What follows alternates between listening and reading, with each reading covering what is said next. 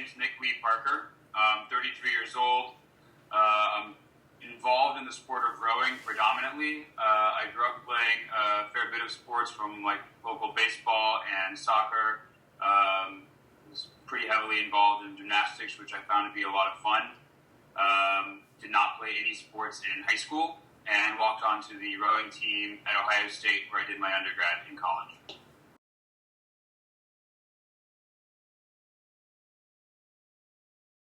On the team, no, I think I was treated like I didn't feel like I was treated any different. My experience was certainly different in the extent of, I think at that time people were just beginning to talk about like things that were gay, right? And so for a lot of my teammates, they hadn't had any high school friends who were openly gay. They hadn't had any other experiences. So when I came out, there was a lot of conversation from like really deeply personal stuff to very simple like conversations about sex between two guys, where guys were like, "Wait, how do you figure this out?" That was the like different part, but like the actual athletic part, I didn't think much was different.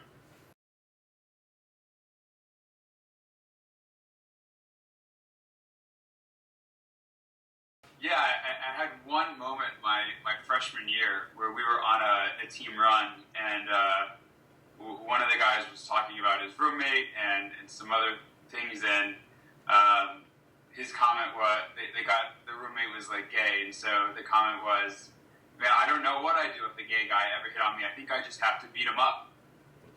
And we were on this team run, and I was like, whoa. And so then what I did is I sat next to that guy every day of practice so that I could beat him every day. And that was like a big motive. We got into like a really good like rivalry, and then we became roommates the next year, right?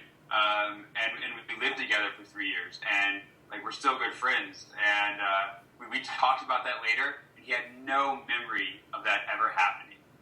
Like he didn't remember saying it, he didn't remember anything. But for me, like it changed me for the year.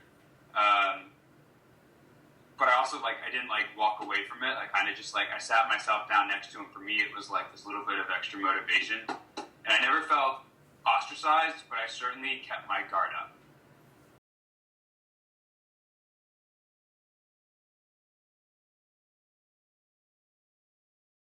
For the most part, it was really good.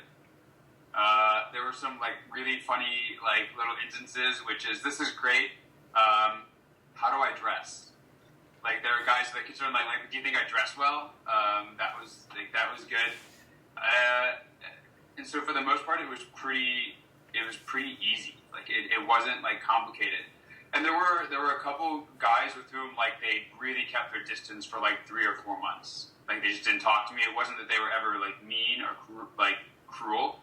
They didn't say anything for 3 or 4 months. Just one guy named Steven Zondag, who I remember like the moment where we were at a party and it'd been like 4 months, and he just came up to me and he had a few drinks and he put his arm around me. He was like, I really didn't know what to do, but I really like you. Like you're a good dude. And that was it. And that was like the end of it, and everything like went back to normal. And I had another good friend my junior year who like walked on the team and was like really like disconcerted. And it took time for like them to like get to know me like on the periphery. They would like feel out the situation. And we did a couple things where we were like reaching out to like the younger members of the team, and like one guy had to be like assured that I wasn't asking him out on a date. I was just like doing what the team was doing, right? We were all asking like, hey, do you want to like go grab lunch? And we would just make sure that the younger guys got all the information they needed and help. But he like really thought I was like trying to go on a date, right? Like that was pretty fun. It was a funny little instance.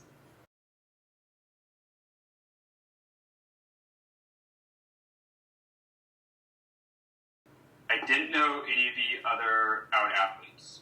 I knew a number that weren't out. And as far as role models go, like the only role model I had was one that I really didn't like, right? Like the only like out gay athletic person that I saw, like, in the context of my experience at Ohio State, I really disliked. Okay. And that was really hard for me. It was like, I want to like you, and because I felt like, hey, I should be supportive of this person, but there were a number of things where I was like, I would never do that. I wouldn't behave like that. It was really upsetting, actually. And I remember that being something I would think about a lot. Like how am I like perceived? Like, and I remember that being one of like the moments where like I almost didn't come out because I didn't want to be associated with some of those behaviors or some of those phrases or any of that. But it really was I was very alone in that sense, and very isolated. And I felt safe with my teammates, but there was also a number of times where I just felt like you have no idea, like, what's going through my head, and you don't get it, and that's okay. I wasn't upset. I knew they cared about me. It was just like having a conversation with someone who couldn't relate.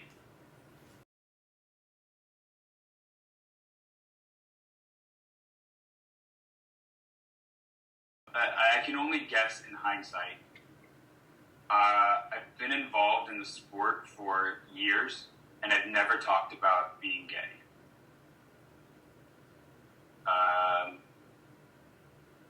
And so this is like my third year as a head coach, and I've always been open, but I've never done something like sat down for an interview, wrote a story, had an op-ed, discussed it at all.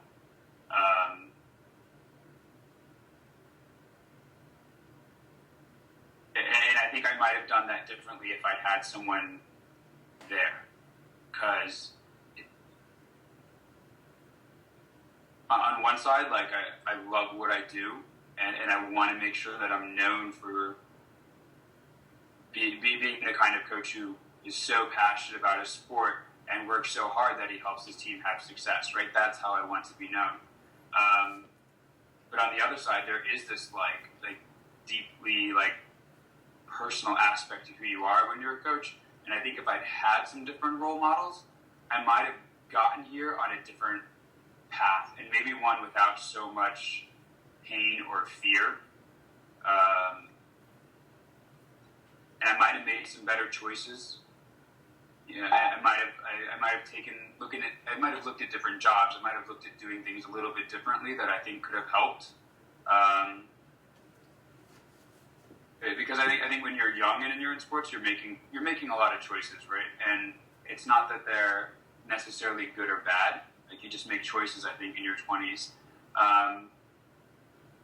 But I think you have a better chance of making better choices if you have someone there who's been through it, who can like give you a little bit of information. Some of the things you think are so important when you're, trying to move up in the world of sports, or you're trying to work or get your next job, or like, make the top vote, or like the starting lineup, or whatever it would be. Some of those things you think are important, and they're not.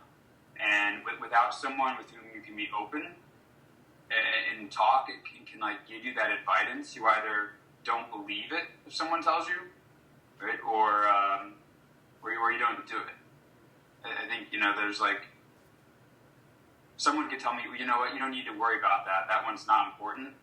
But if there'd been a gay role model who'd gone through it and said, hey, you don't need to worry about that, it's not important, I would have believed it more. Just because I would have known that they'd really experienced the full extent of whatever it was, right? Whether it was coming out, or whether it was, do my teammates need to know my boyfriend, right? Can I bring him to a party? Whatever it was. And I think that would have been really helpful, because there's so many times when you make a choice out of fear rather than a choice out of like empowerment.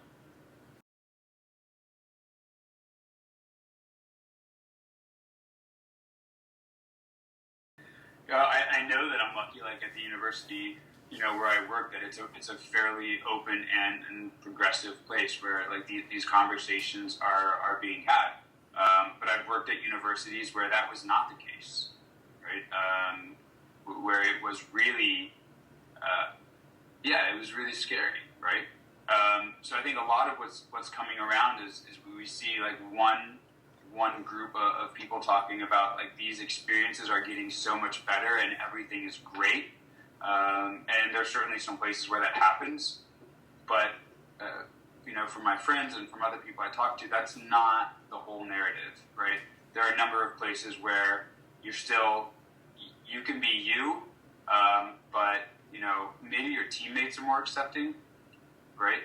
But your coach is from a different generation and not so accepting, and you don't get the same opportunities. Maybe you don't get the same playing time, and I have heard about that from people. And so, as this comes through, like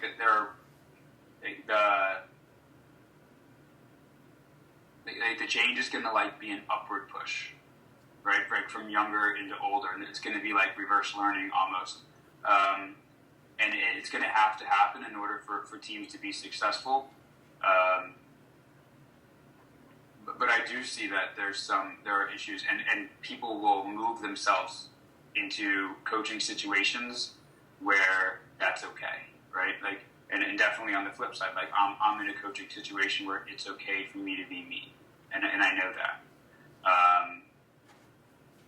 And I think you get on the flip side, you get people moving to situations and locations and in jobs where it's still okay to not give, the gay athlete a starting spot, or to treat them, a little bit differently. And you can get away with it. And I think that's the scary part. It's like I know that you can get away with it still, and it is still happening.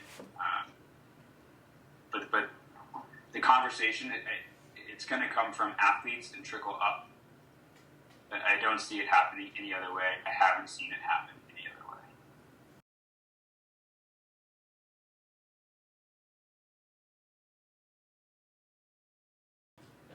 I think all I'll say is I'm really lucky. I have a great job, and I have a really great team, and I really love working with them. And it's a passion that if you're around the team, like you see, and it's a two-way street, right? Coaching is not some thing where you just disseminate information and it comes back.